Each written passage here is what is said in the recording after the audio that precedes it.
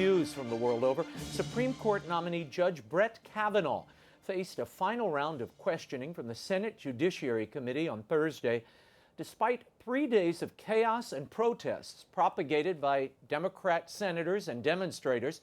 President Donald Trump's nominee appears well on his way to confirmation. Democrats lack the votes to stop the nominee. Kavanaugh was pressed to reveal his views on abortion rights, gun control, voting rights, and other issues, but to no avail. Despite the partisan protests and banter throughout the hearing, Kavanaugh testified that partisanship has no place at the High Court. The Supreme Court must never be viewed as a partisan institution. The justices on the Supreme Court do not sit on opposite sides of an aisle. They do not caucus in separate rooms. If confirmed to the Supreme Court, I would be part of a team of 9, committed to deciding cases according to the Constitution and laws of the United States. And the panel of prominent lay Catholics who investigated clerical abuse some 15 years ago on behalf of the U.S. Bishops' Conference want a new appointment, this time to investigate the bishops themselves. As first reported by the Chicago Sun-Times, a letter sent to USCCB President Cardinal Daniel DiNardo on behalf of the 9-member National Review Board offering their services for a Vatican-appointed independent inquiry board was submitted this week. Their proposed charge? To investigate alleged cover-ups by the U.S. church hierarchy and abuse by bishops. The board was blocked from such investigations when it was created in 2002. The members are also seeking specifically to know, quote, why Archbishop Theodore McCarrick and others rose in their ecclesiastical careers when troubling facts regarding sexual abuse were known by the hierarchy which promoted them. Joining me now with analysis and his unique perspective on this abuse crisis, I'm joined by famed attorney and former member of the U.S. Bishops' National Review Board, Robert Bennett. Bob, thank you so much Raymond. for being here. Pleasure to have you back on the show. Thank you. Now, I want to start with 15 years ago. You were appointed to the USCCB board in the midst of a very similar crisis. Now you and members of that initial group are submitting a letter to Cardinal DiNardo asking to be reinstated.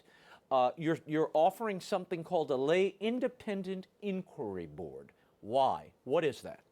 Because the church can't handle this itself. And we are all outraged about what we're seeing and hearing. And we feel with our unique experience, we could be of assistance to the church. What form would this take? I know Ann Burke signed on, Leon Panetta, former CIA director, you, of course, who were at the very tip of the spear investigating these dioceses 15 years ago. Yes. What form do you see this lay group taking? Well, the way I would see it would be this board would hire an investigator. I could be that if they so choose, because that's what we did last time. And I would put a team together and investigate. And I think you absolutely need some first-rate accounting, forensic accounting entity involved to follow the money as I've been asking for this for months, as they say, because that's you got to follow the money to root out the corruption ongoing today, rather than something that happened decades and decades ago. Yes, we're talking about today, and I mean, the phrase is sometimes overdone, but there is really this gigantic tumor, this cancer in the church now. And it's been allowed to metastasize. And once and for all, we've got to do something. Now, that's not to say that we feel very confident that we did a good job. And children, and my own grandchildren are in Catholic schools. Yeah. Children are much safer today than they have ever been. But under the directions and rules of our board, our mission, bishops were kind of off limits. You know, it's my understanding that under canon law, before you investigate a bishop, you need the Pope to authorize it. So the Holy See would have to be involved in the authorization of this lay inquiry board. Yes, that's my understanding, and that's what I understand. And even if it wasn't required, you're not going to get any place unless the Holy Father decides once and for all to do it. And I think it is just critical. The questions that I'm asked, because many people know I've been involved in this, is how can someone like, I hesitate to say, my dear friend Cardinal McCarrick, who was a close friend of mine, how could he rise so high in the church when now we know that there were many people who knew about sexual abuse? Maybe not dozens and dozens of young people, but sleeping with all sorts of... With adult seminarians and... Seminarians. And, now teens. There's a over whom he had 11-year-old. enormous power. Yeah. So that has to be examined. How in the church can... And there are others. You must have been devastated when you heard that I news. was devastated, and I'm still devastated. Over, there must be many more, and I don't know how many more, but we have to find out how people got to where they are when the church had records of wrongdoing, of sexual abuse. Tell me, refresh the memory of our audience, some of whom this is all new to them. When you were investigating and went diocese to diocese, you had a small team that went in, it was at the discretion of the bishop whether he wanted to share files with you or not. The audits became a problem, Bob, weren't they? Getting that information, getting the diocese to give you that information. It wasn't only the audits. One of the bishops refused to have the National Review Board, which was picked by the Bishops' Conference, to let us in the front door. He wouldn't talk to us. Nobody's going to come into my territory, was essentially what he said. I want to show you something. This is Wilton Gregory. Archbishop Wilton Gregory was president of the USCCB at the time. And this is he announcing the findings of the review board and responding to the John Jay report in 2004. Listen to this. The picture that emerges, sadly, is one of those who broke faith with their people, their priesthood, and their religious vows, to use their sacred position to prey on the young and the vulnerable. We also see reflected in the John Jay study and the board's report the fault of church leaders who fail to appreciate and effectively act on the gravity of the abuse problem. I am sure bishops will carefully consider this recommendation as an important element in preventing abuse and never again permitting the problem to overwhelm us as it did. As far as it is humanly possible to know such things, I assure you that known offenders are not in the ministry. I can say with absolute assurance that the bishops now have in place the means of responding immediately to allegations, assisting victims, and removing offenders from ministry. The terrible history recorded here today is history. Robert Bennett, watching that, how could he have been so wrong? Well, you know, the church operates in secrecy. I can tell you, as diligent as we were, we did not know. We were sort of cut off at the bishop's level. We noted pretty forcefully in our report that A lot of the problems were that the bishops did not respond appropriately, but we couldn't investigate the bishops. You were walled off from them. We were pretty much walled off. So this lay board that you're now proposing be renewed and re-impaneled, this would have investigatory power of the bishops themselves. Yes, but it would require practically, and I think under canon law, it would require the okay or support of the Holy Father. What was the investigation like last time? Was it constant stonewalling? Was it a constant series of obstacles? And what did you find when you went to present your findings to Rome? There was a lot of stonewalling. There were other places that there wasn't stonewalling, but there wasn't much we could do about it if somebody wanted to stonewall it. I had to chase a couple of the hierarchy all over to get them to sit down and talk to the board. Going to Rome was a very unique experience. Ann Burke, who's a appellate court judge, Supreme Court judge in Chicago, and Bill Burley, who is a very noted Catholic layman and Head of newspaper man. Yeah, the three of us went to Rome, and we met with then Cardinal Ratzinger, who I don't know if it was a year later or 8 months later became Pope Benedict. And it was very clear that he was interested. And we had a 2-hour meeting with him, 2 hours. And he took notes. He had trouble with English, but he took notes. And at the end of it, he read the notes back, and I had the ability or talent to write notes like he did, I would have done much better in law school. It just amazed me. He got everything. He got it. And he would go on to laicize about 800 priests. Well, interestingly, when we left the meeting, all three of us felt that we were telling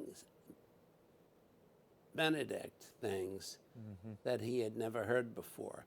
And we all had the feeling that he was looking to us to tell him the truth because his own bishops were not.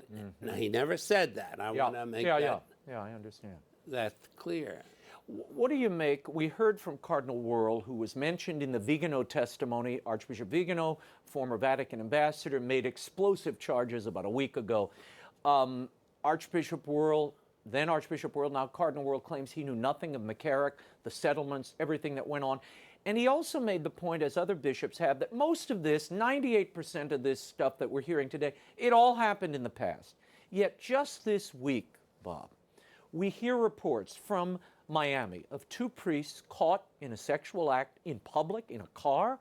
Children and women were passing by. They had to call authorities to arrest these 2 guys. They were 2 priests from Chicago. There are other stories of closures of something called the Casa Jesus in Chicago, where there was a subculture going on and people going to bars, and the rector had porn on his laptop. Stuff is happening right now. How do you deal with what's happening today, contemporaneously? How do you do it? Well, you do it with a very strong independent board, a board that, while it doesn't have subpoena power, it's made clear that unless people cooperate with us, there's going to be trouble. There's going to be none of this nonsense of hiding records or not making them available. And then once you identify the people, the clergy has to, hierarchy has to do something with them. And, or be held accountable to the public and authorities. or be held accountable.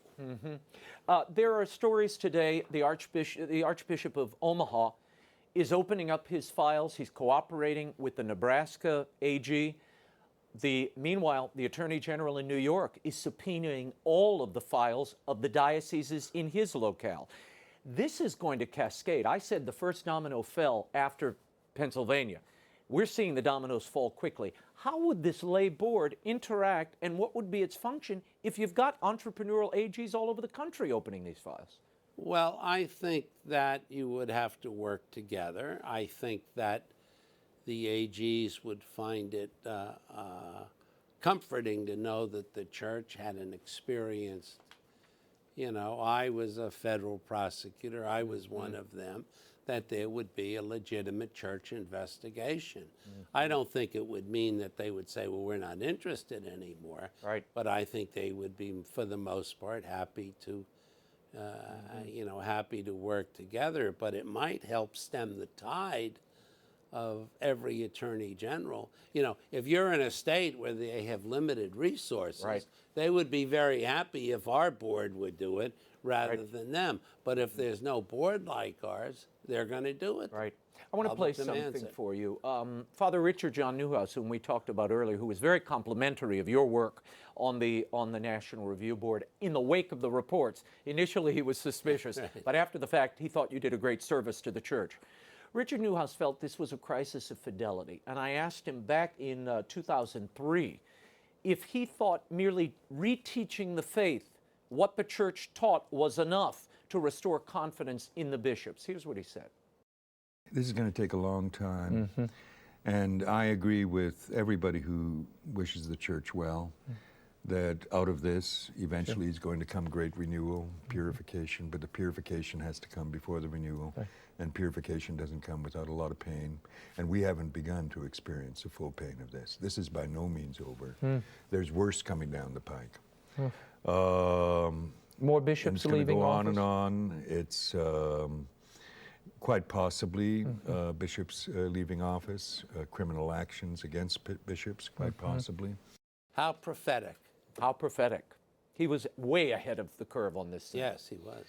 Do you think we're going to see more bishops prosecuted as a result of what's happening across the country, both with these grand juries and the AG action, as well as what you're suggesting, a lay inquiry board?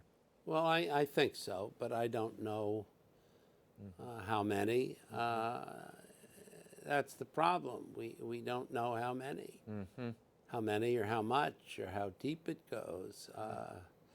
But I think the question, one of the questions that has to be answered is how does someone like Father McCarrick get to the level he gets to in the church? With full knowledge, with people knowing the settlements have been paid. Yeah, well, now we didn't know that on our board. Right. That was kept from us. I don't mean it was there to be found. Right. I mean it was kept from us. Yeah. So that has to be Explored. answered, because if it isn't, the bishops and the cardinals are going to lose whatever influence they have over the Catholic layman. You've probably noticed in the last few years, nobody worries about what the Catholic Church thinks about the various social issues. I remember growing up as a young Catholic boy in Catholic schools, whether it be abortion or the death penalty or whatever. The governors and the senators and the congressmen, they all wanted to know what's the position of the Catholic Church, because the Catholic Church, they were the moral leadership in the world. Now, people say, well, they can't even get their own house in order. Bob, you were a prosecutor. You deal with cases like this every day. 90%, I think, of investigating anything or finding a solution lies in identifying the problem. In 2002, the problem clearly was abuse of minors, as you mentioned earlier. The protocols put in place in 2004, it solved a lot of that. Kids are really safe in the Catholic environment today. Yes. What we're talking about, the stories we're seeing spill forward, are abuse of young adults, seminarians, and teenagers. Primarily men attacking men, preying on men. Right. Is that the heart of what ails us now? I think it may well be, yes. Yeah, I don't think that it would make a whole lot of sense to go back and revisit what I think were, we didn't find every case. Right. But we found so much. Right. And we got so many positive things in that every day children are safer and safer. Right. But now I think our focus has to be on the bishops. The Vigano report, Archbishop Vigano claims that the allegations he made, that the Pope knew of McCarrick's sanctions and lifted them, that Cardinal Wuerl knew and stopped a meeting with seminarians, moved McCarrick out of his residence, all of that he thinks is circumstantial evidence that his allegations are true. He claims to prove this. You can look at the files at the Secretariat of State and at the Nunciature in Washington, D.C. Do you think we will ever see those files, that the Church will make those available? Well, I'm the eternal optimist. I think if the Holy Father makes it clear that this has to be done, then the chances of that happening are very good. But, going way back, when I was just starting on this, we wanted to talk to some of the folks in Rome, some of the cardinals. And, the Church has protocol after protocol. And I was told, well, you just can't go contact somebody in Rome. You've got to go to the apostolic delegate. And we went to the apostolic delegate, and he didn't even deign to respond directly. He had one of his aides respond to say the nuncio says this is not within his jurisdiction. And I said, excuse me, the abuse of children is not within his jurisdiction. So anyway, I sent a bunch of faxes, and they were answered. And Cardinal Ratzinger's office sent me an email. I'm sorry, those days it was all faxing. Sent me a fax back. Well, come on to Rome. And we had a wonderful meeting with Benedict. And then I was later told that I violated Some the norms protocol. of sending faxes. I said, well, We needed answers. but I got one back. Right. He didn't seem to be offended. Vigano has made some pretty explosive charges against several of his fellow bishops as well as the Pope himself. He's calling for the Pope's resignation if these facts can be borne out, if these charges prove true. Do you think the Pope should resign if the evidence shows and demonstrates that he knew? Raymond, it's very difficult to know at this point. It's not simply if certain things were done, it's why were they done?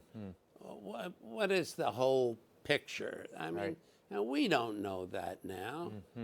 But if it ever were determined that the Holy Father, I'm scared to death to even say this, that lightning may strike me. If the Holy Father participated in hiding this kind of stuff, yes, I think he should resign. No one is above The law. But And only those files are going to tell us that's true. yeah, we're a far cry from knowing that. I think there's one other very important point that really underscores why, if not our board, a board like ours has to do this. And that is that we cannot allow any investigation to become a football in a power of play. This is not about cleansing the church of homosexuality. It's not about Vatican II. It's not about Power struggles in the Curia. No, it's got to be about answering these charges. It's got to be answering these charges, and then Discovering the truth, and you let the chips fall. then let the chips fall. That's What do you make of Legatus? This is an international group of CEOs, esteemed CEOs, led and founded by Tom Monahan. Today they announced they are withholding their annual tithe donation to the Vatican, putting it in escrow pending transparency and knowledge of exactly where those dollars will be used. Is that a legitimate approach for moneyed Catholics across the country and the world? Yes, I think he and his colleagues are to be congratulated. And I would, as self-serving as this sounds, I think it's people like that that have to help finance this thing. Because if on the one hand you have the the Vatican and the powerful people there, you know, you need some money to hire the right experts. Yeah, and open the right doors. And open the right doors, and you know, to get the right accountants to look at this thing, follow the money, and that's expensive.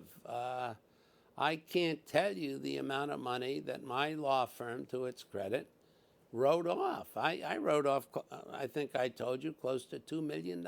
Back in 2002. Yeah, because we were not being paid at all.